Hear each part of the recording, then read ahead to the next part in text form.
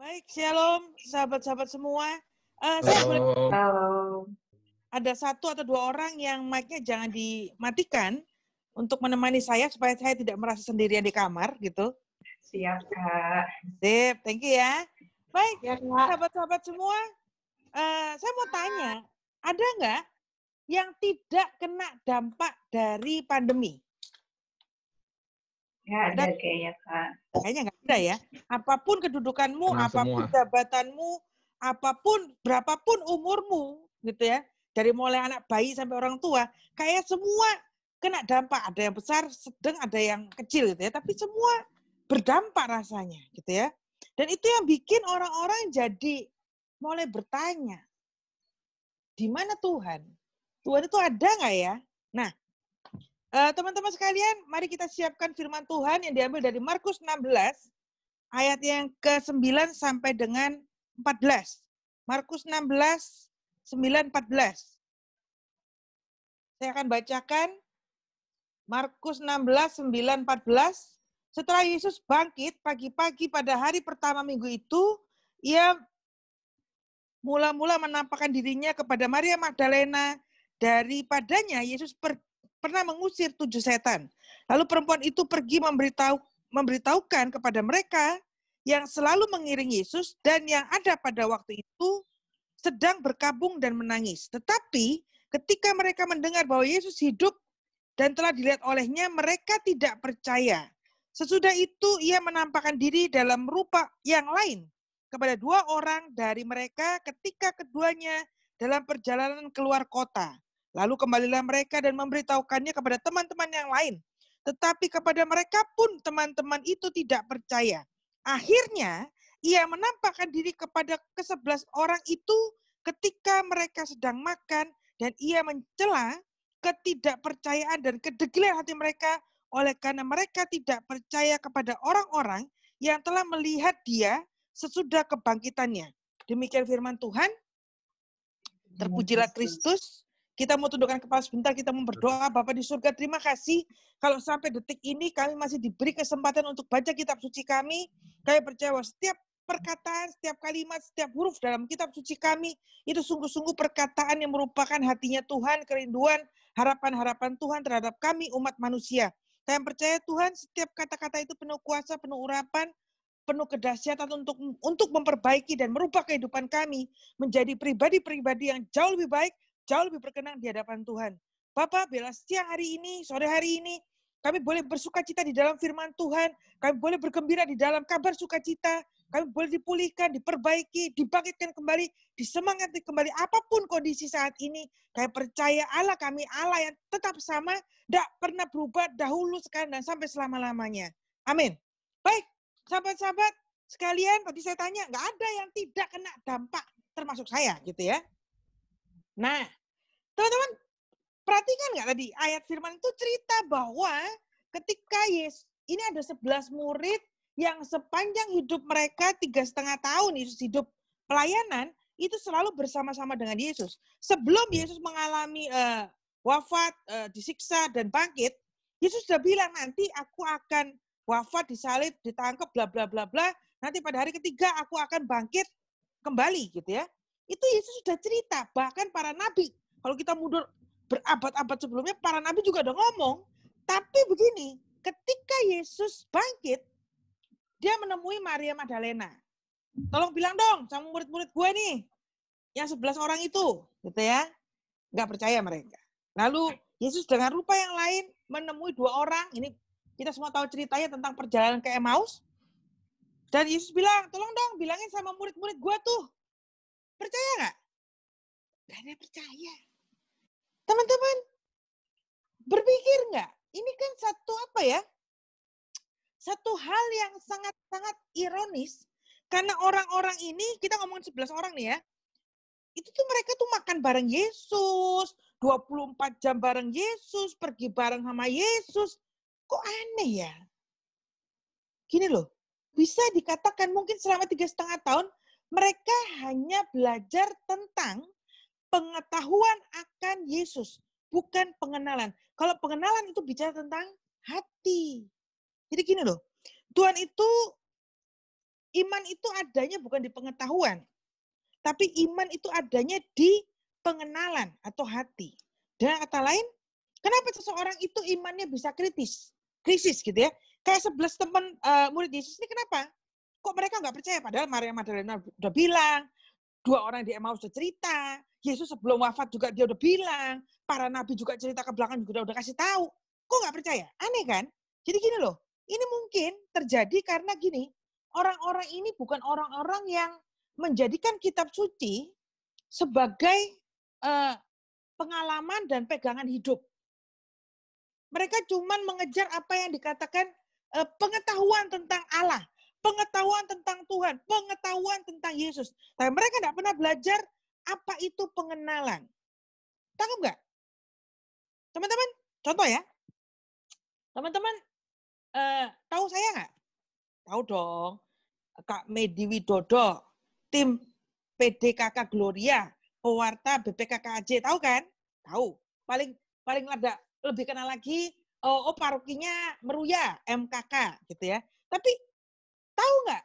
Aku sukanya tidur jam berapa, bangun jam berapa, ketika bangun aku ngapain, ada yang tahu nggak? Enggak. Nah, tahu nggak maksudnya?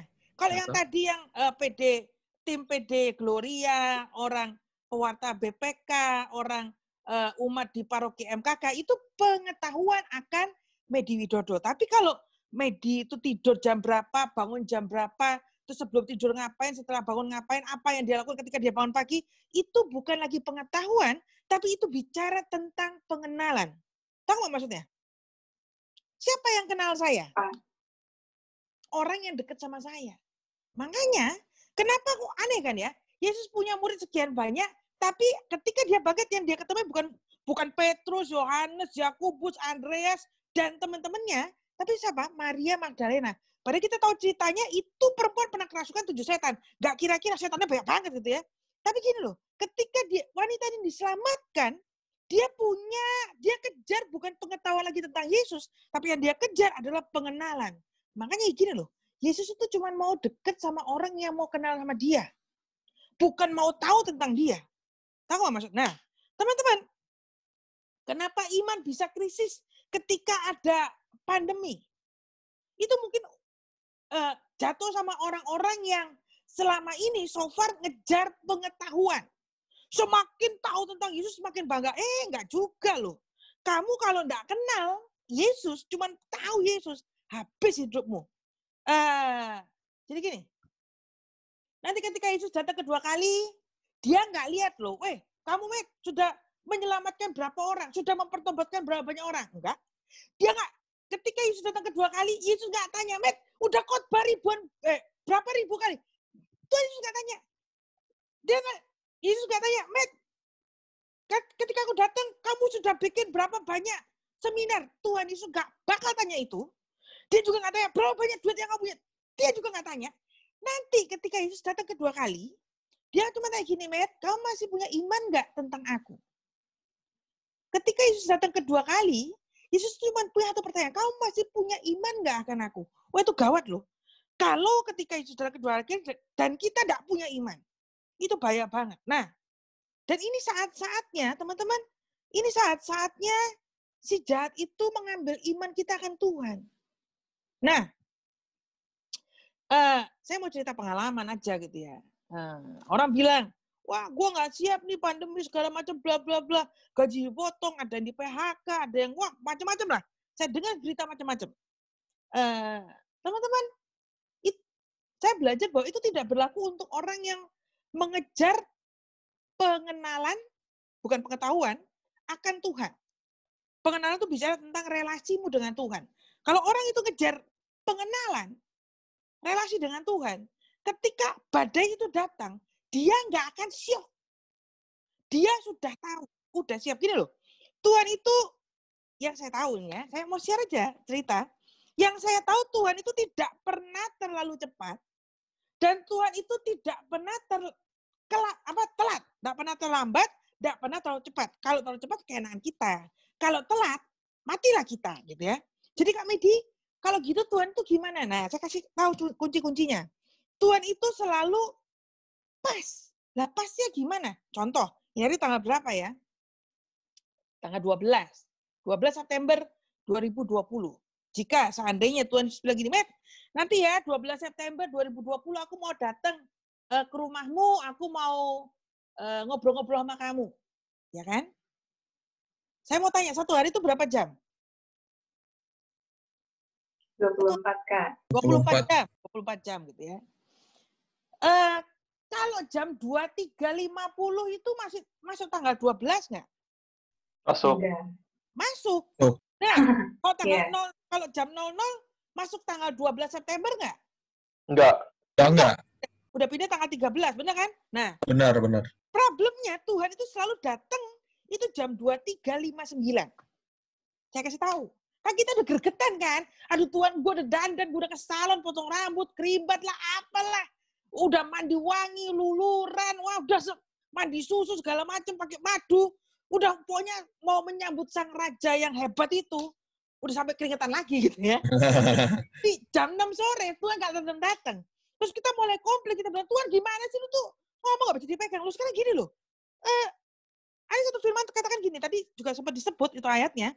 1 Korintus 10:13, firman Tuhan katakan, pencobaan-pencobaan yang aku alami tidak melebihi kekuatan. Dan ketika engkau dicobai, Allah itu setia, dia akan kasih jalan keluar. Jadi gini loh, ketika kita menghadapi ujian, apapun dalam hidupmu dan hidupku, itu Tuhan tuh katakan gini, sudah punya namanya garis batas. Garis batas gitu ya. Contoh gini, Tuhan udah bilang gini, Matt, nih ya ada ujian buat kamu. Ini batasnya. Nah, dengan Tuhan gini, Tuhan itu tahu kenapa Tuhan harus kasih satu garis batas kepada setiap ujian untuk setiap anaknya. Karena gini, Tuhan bilang gini, kalau lewat garis, ini anak mati. Jadi masih dikasih garis supaya nggak ngelewatin dan dia dead. Tahu maksudnya? Jadi, banyak yang gini, ketika orang itu menghadapi ujian, yang terjadi apa? Belum sampai garis batas masih jauh nih. Udah teriak-teriak, Tuhan nggak kuat, Tuhan nggak sanggup, aduh Tuhan berat, dan teriak-teriak, Tuhan di mana sih? Lu nggak peduli gue, Tuhan sadis banget. Tuhan bilang, maju oi, masih jauh tuh batasnya. Tapi anak-anak Tuhan sudah mulai jerit-jerit. Tahu nggak maksudnya? Kamu bukan, aku bukan. Ya kan? Tuhan bilang, Benar. lu selama belum lewat garis batas yang gue bikin, lu nggak bakal mati. Ayo jalan terus. Kuat kok. Nggak kuat, capek Tuhan. Ini loh, lihat nih. Udah mau putus nih leher. Tuhan bilang, enggak, maju aja, maju. Jadi gini loh, hebatnya Allah kita, ketika ujian itu akan datang, Tuhan tuh nggak langsung apa ya, kalau buat orang yang mengejar pengenalan akan Tuhan, orang itu sudah disiapkan. Orang itu tidak pernah mengalami yang namanya kekejutan. Contoh saya mau cerita nih. Basic saya dulu waktu kuliah, saya sarjana ekonomi gitu ya. Tapi gue nggak suka masalah hitung-hitungan gitu kan. Hitungan gue nggak pernah cocok dari zaman dulu gitu ya. Gue benci banget sama ekonomi. Tapi gue juga nggak tahu kenapa gue sekolah ekonomi. Gue juga nggak tahu gitu ya. Emang aneh dunia. Sampai tahun 2018, berarti 2 tahun yang lalu, tiba-tiba suara itu bilang begini, belajar saham. Nah, itu kan hitung semua. Saya bilang, aduh kenapa sih Tuhan? Tuh kasih kerjaan yang gampang, Ki. Baca Alkitab, Ki, doa, Ki. Itu gue demen banget gitu ya. Suruh belajar saham. Lu udah tahu gue gak demen itu. Lu udah tahu gue gak bisa ngeliat angka. Pusing kepala gue gitu ya. Tapi begini loh, orang yang punya pengenalan akan Tuhan, dia akan terus kejar hatinya Tuhan. Dan begini, saya tahu, saya diajar tentang ketaatan. Orang taat itu seperti apa ya? Seperti seekor kuda yang dipasangkan kacamata kuda. Kalau kuda itu dari pasang kacamata kuda, dia nggak bisa lihat kiri, dia nggak bisa lihat kanan. Dia cuma bisa lihat ke depan, dan yang dia tahu cuma maju. Nggak bisa mundur. Bisanya berhenti kapan? Saat tali kekang itu ditarik ke belakang sama penunggang kuda. Tahu nggak maksudnya? Itulah namanya iman. Itu yang namanya ketaatan dan kesetiaan. Jadi sejak tahun 2018, saya belajar tentang saham. Ngerti nggak? Kagak. Itu ilmu nggak bisa cuma belajar teori loh. Zaman saya dulu kuliah nggak ada tuh mata kuliah pasar modal. Tapi 10 tahun yang lalu, 15 tahun yang lalu, ada mata kuliah pasar modal setahu saya. Karena teman saya dosen pasar modal gitu ya. Di salah satu universitas. Itu nggak bisa belajar teori. Kamu mesti praktek dengan uangmu. Dan 2 tahun yang lalu saya pakai tabungan saya, untung nggak? Ini kan Tuhan yang suruh kan? Kan harusnya Tuhan itu maha baik, penuh kasih, ngeliat anaknya sudah mau belajar taat, belajar cinta, belajar setia. Benar nggak logikanya? Benar. Benar kan? Tapi tahu apa yang terjadi? Benar. 1 minggu pertama, uang saya hilang 80%. Ngamuk nggak? Ayo. Ngamuk. Malah, Marah. Saya marah sekali. Udah saya pintu udah saya mau tendang-tendang itu, tapi kasihan kaki saya gitu ya. Kok tendang-tendangin pintu? Udah duit hilang 80%, pintu rusak, kaki sakit gitu ya. Saya kesel sekali. Saya marah sekali. Saya bilang, Tuhan kamu tuh ngawur aja. Saya marah-marahin Tuhan. Kasihan ya Tuhan, marah-marahin sama saya gitu kan. Dan soal itu cuma bilang ini, itulah biaya untuk teman-teman. Setahu saya ingat saya waktu saya kuliah dulu, setiap hari saya cuma belajar 1-2 jam. Tapi 2 tahun yang lalu, saya belajar 1 hari itu 6-10 jam. Gila nggak? Gila bener. Saya bilang, Tuhan, ini terlalu gila buat saya. Dulu gue kuliah nih ya, gue cuma belajar 1-2 jam sehari. Sekarang nih ya, gue masih belajar 6-10 jam. Ini terlalu gila. Tapi gini loh, kalau namanya orang mencintai seseorang, kegilaan itu pun dia lakukan. Sama seperti Maria Magdalena ketika 7 setan dikeluarkan dari dia begitu mencintai Tuhan, dan dia kejar Tuhan. Tahu nggak maksudnya? Kan yang murid yang 11 kan nggak ngalami kan kerasukan setan, terus dilepaskan. Nggak ada kan?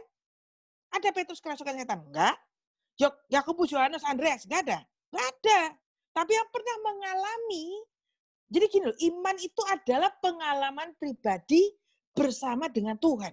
Iman itu bukan teori. Iman itu praktek pengalamanmu dengan Tuhan. Jadi apa yang terjadi? 2018 saya rugi. 2019 saya rugi. Habis modal gue. Hancur gitu ya. Tapi namanya ketaatan, namanya kesetiaan, namanya mengejar hati Tuhan. Kamu nggak akan berhenti sampai tali kekangmu ditarik dari belakang dan usul berhenti. Gitu ya. Sampai saya bilang, Tuhan kapan gue suruh stop, gue mau stop, duit gue habis nih. Gitu ya. Nggak ada, disuruh terus. Nah, teman-teman saya mulai itu Februari 2018, 2019 rugi, 2020 Februari saya mulai untung. Berarti 2 tahun kemudian saya mulai merasakan yang namanya keuntungan, gitu ya. Saya sudah senang banget. Akhirnya perjuangan gila-gilaan gue menghasilkan sesuatu, gitu ya. Tapi siapa yang tahu Februari 2020 itu ada yang namanya COVID dan melanda dunia. Baru di Wuhan, jauh sama Jakarta, jauh sama Indonesia. Saya pikir nggak sampai Indonesia, orang Indonesia mah terlalu polos-polos, nggak bakal kena. Kuat, kita makan pinggir jalan, nggak apa-apa kok, gitu kan. Nah, siapa yang tahu? Siapa yang, itu kan mulai Januari kan, wah Wuhan jauh, kena ke Jerman jauh, itu kan orang-orang steril yang bersih, kalau makan emperan sakit perut, kalau kita kan enggak. Jadi saya pikir jauh, gitu ya. Tapi siapa yang tahu, Maret 2020, Jakarta lockdown, Indonesia mulai lockdown di mana-mana gitu ya. Kita ngomong nggak lockdown PSBB gitu ya. Dan siapa yang tahu mulai tahun Maret 2020 ekonomi mulai goncang. Pekerjaan, orang-orang mulai kehilangan pekerjaan, bisnis mulai goyang, semuanya mulai online segala macam gitu ya. Saya full time di pelayanan gitu ya, semuanya online. Gereja tutup, PD semua tutup, segala macam harus online. Nggak bisa offline lagi. Nah, teman-teman, siapa yang tahu? Siapa yang tahu? Saya ingat Maret itu tiba-tiba, kan saya mulai untung di Februari. Ya kan? Maret, saya mulai untung. Gitu ya. Saya masih pelayanan Maret. Offline. Sampai minggu pertama Maret saya stop. Langsung udah mulai online semua. Tiba-tiba soal itu cuma bilang gini, telepon sahabatmu, tanya bagaimana kondisinya. Gue udah gak enak hati nih. Saya telepon sahabat saya tanya gimana kondisinya, gitu ya.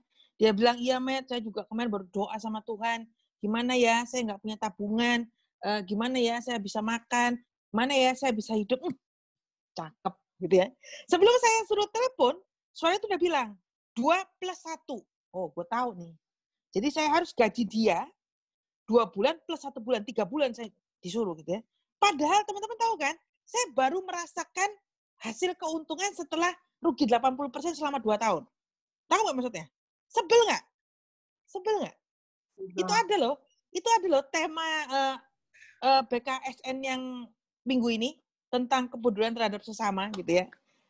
Saya disuruh praktek sebelum BKSN bikin materi itu. Nah, teman-teman, lalu saya hanya bilang sama sahabat saya, oke, saya tanya sama dia, terus gimana? Dia bilang, ya saya nggak tahu, paling nggak saya butuh untuk 2 bulan. Oh, oke. Lalu saya bilang, ya saya nggak punya uang banyak, tapi saya akan beri kamu 2 bulan. Tapi kan suara itu udah bilang, 2 plus 1. Jadi, saya mulai gaji dia April, Mei. Kan 2 plus 1 Juni sampai Juni gitu ya.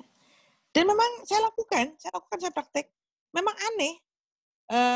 Maret untung, April untung, Mei untung, Juni untung, Juli kan udah selesai kan? Saya bilang, aduh Tuhan asik, udah selesai, rugi.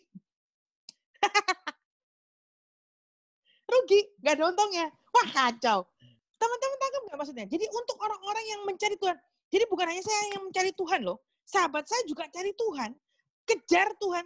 Tuhan pedulikan dia nggak? Iya loh.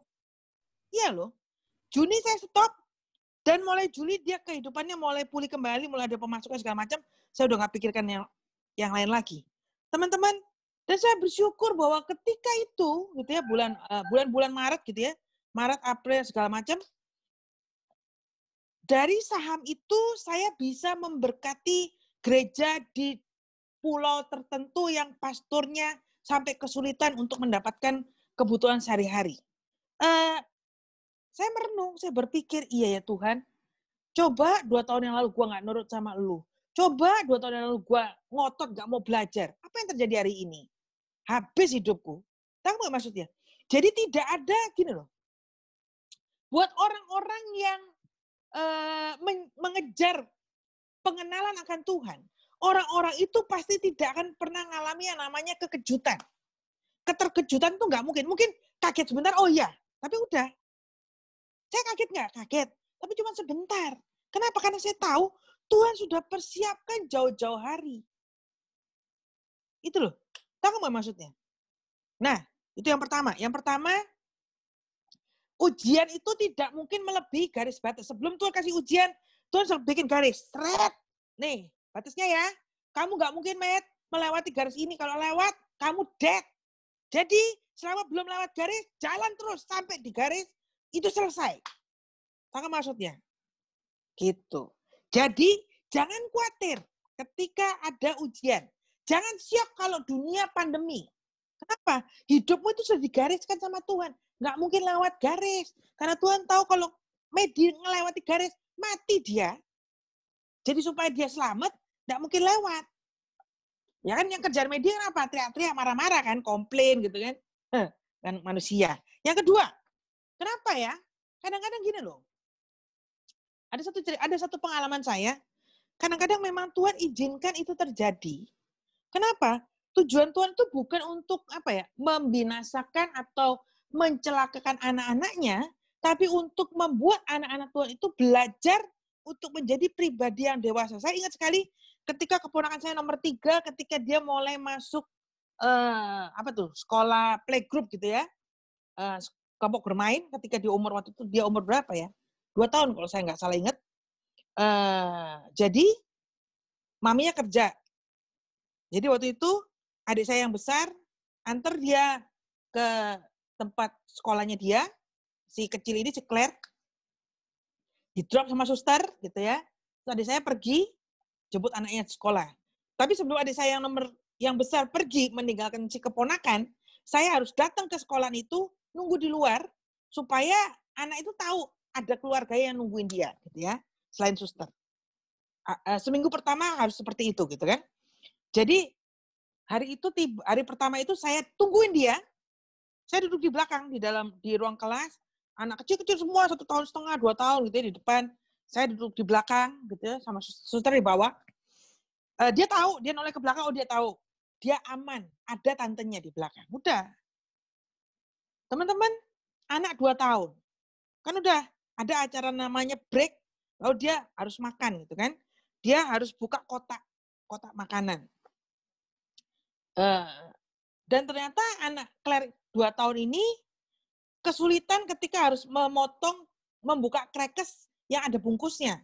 Wah, itu saya kesel banget. Saya pikir gini, kenapa ya ini anak kok crackersnya nggak dibukain aja dari rumah gitu.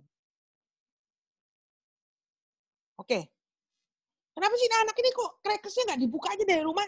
Jadi ketika dia buka tempat makan gampang gitu, mengeluarkan si crackers gitu ya. Saya kesel banget gitu. Saya udah nggak tahan, saya mau maju ke depan, saya mau nolong dia untuk buka crackers. Tapi tiba-tiba Roh Kudus bilang gini, jangan ditolong, kamu nonton aja. Teman-teman, tahu nggak maksudnya? Saya tuh sayang banget sama dia, saya tuh cinta banget sama dia. Saya mau nolong dia buka crackers-nya, tapi Tuhan tahan saya untuk tetap duduk di belakang dan lihat. Itu rasa, saya bukan maminya gitu ya, saya tantenya, tapi hati saya sakitnya luar biasa, nggak terasa air mata saya juga ngalir. Dan saya membayangkan, itulah kondisi Bapa di surga ketika anaknya teriak-teriak kesakitan minta tolong. Bapak itu bisa nolong nggak? Bisa banget. Bapak mau nolong nggak? Mau banget. Tapi gini loh, Bapak itu terbatas. Dia harus tetap tahan dirinya untuk tetap duduk. Kenapa? Kalau saya maju ke depan, nolongin si Claire, buka crackersnya, selesai nggak masalah? Selesai. Orang tinggal saya buka. Selesai nggak? Happy nggak, Claire? Happy banget. Nggak happy. Tapi begini loh, itu tidak mendewasakan si Claire. Bisa jadi, mungkin sampai dia SD, sampai dia SMP, sekarang di SMP, mungkin dia nggak akan bisa tahu caranya bagaimana buka crackers, bagaimana mengeluarkan crackers dari bungkusnya. Tangkap nggak maksudnya? Paham. Itu yang terjadi. Jadi gini loh, kadang-kadang kita berpikir ya, ketika ada masalah dalam hidup kita menyalahkan Tuhan, marah-marahin Tuhan, sama seperti saya gitu ya. Tuhan, kamu nggak nolong sih, engkau kan Allah yang maha segala macam. Gini loh, ketika kita ngomong gitu, sebetulnya Tuhan tuh udah nggak tahan duduk di kursinya, dia mau segera lari nolongin kita, tapi dengan sangat terpaksa Allah harus tetap duduk di situ dengan air mata berlinang menyaksikan kita yang kepayahan, kita yang kesusahan, kita yang nangis jerit-jerit, mau sih nolong. Ketika Allah nolong, semua masalah beres. Oh, dia menciptakan segala sesuatu kok. Tapi gini loh, terpaksa Allah harus tahan diri. Kenapa? Kalau dia tolong, selesai masalah kita. Tapi gini loh, hidupmu selanjutnya bisa berantakan. Tahu nggak maksudnya? Ini yang namanya belajar untuk tetap beriman kepada Tuhan. Jadi ketika saya ngalami pandemi gitu ya, saya kan belajar iman kan dari 2018 gitu kan. Belajar tentang saham itu masalah kecil. Ada begitu banyak masalah yang lain gitu kan. Waktu 2018 saya bisa bersyukur nggak? Enggak, yang ada saya omel-omelin untuk Tuhan. Saya marah-marahin Tuhan, saya tendang-tendangin untuk Tuhan gitu ya. Tuhan, kamu tuh jahat, Tuhan tuh kamu tuh tega, duit gua ambilnya bla bla bla macam-macam tuh tiap hari gitu ya. Tapi 2020 saya bayangkan 2018 sampai 2020 Tuhan terpaksa duduk di tahtanya dengan air mata berlinang, menyaksikan anaknya jerit-jerit di bawah yang marah-marah itu, duitnya habis gitu ya. Tapi sekarang, anak itu bisa bilang, kasih ya Tuhan, Engkau sudah siapkan saya. Ketika orang lain nggak siap, saya siap loh. Saya hidup dari saham. Ada yang kasih duit gitu. Saya masih bisa beli ini, saya masih bisa belikan keponakan saya masih bisa support hidup mereka, saya bisa support pastoran ini, saya bisa support ini, bukan untuk saya. Tahu nggak maksudnya? Jahat nggak Tuhan? Enggak. Nah, jadi ada 2 poin yang saya sampaikan. Yang pertama adalah ketika ada masalah, ingat bahwa pencobaan sebelum ada ujian, Tuhan sudah pasang garis pengaman. Apa tuh ya? Garis kuning lah ya. Nah, Tuhan bilang, aman Met, selama belum melewat garis, kamu tetap hidup, jalan aja terus.